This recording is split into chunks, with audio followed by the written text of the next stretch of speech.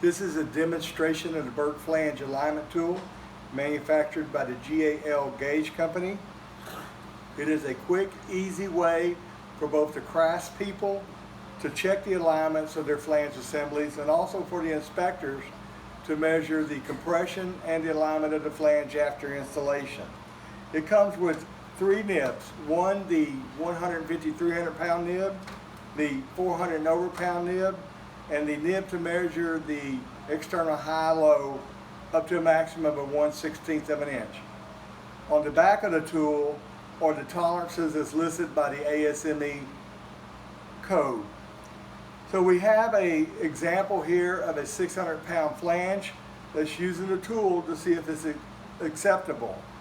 If the nibs do not enter between the flanges, it has the correct gasket compression. As you can see, it will not enter. Measuring the external high-low, you can see that it's perfectly flat and an acceptable flange connection.